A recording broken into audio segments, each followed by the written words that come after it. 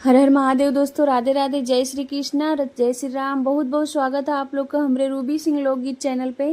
तो चले जाए, एक ठे बहुत ही सुंदर गाना लेके आए नीलाचारी गीत। आप लोग ध्यान से सुनी, फुल वॉच करके सुनी और कमेंट में बताएं कि आप लोग के गाना कैसा लागल है।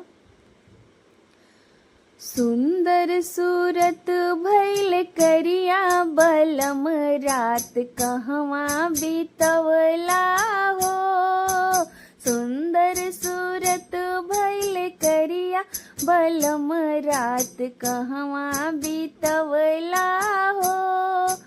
सुंदर सूरत रात, सुंदर सूरत भइल करिया बलम, रात कहवा बीतवल आहो।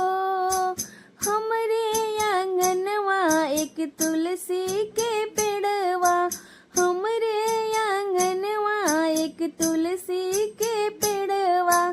खा तुलसी मैया के कसम, रात कहवा बीतवला हो।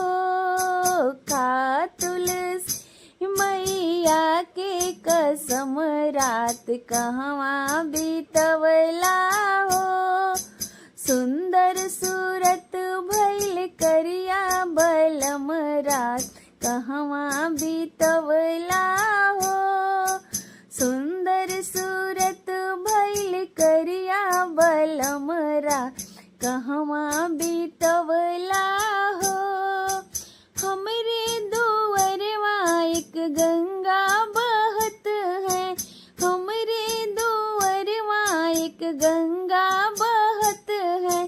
खा गंगा मैया के कसम, रात कहवा बीतवला हो। खा गंगा मैया के कसम, रात कहवा बीतवला हो।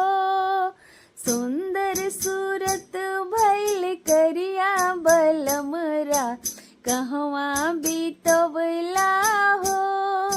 सुंदर सूरत रात करिया बलम, रात कहवा बीतवला हो।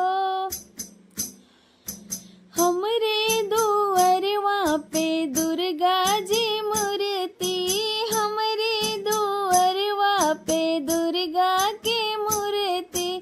खा दुर्गा मैया के कसम, रात कहवा बीतवला हो।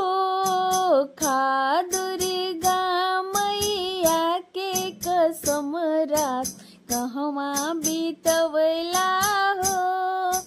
सुंदर सूरत भइल करिया बलम, रात कहवा बीतवला हो।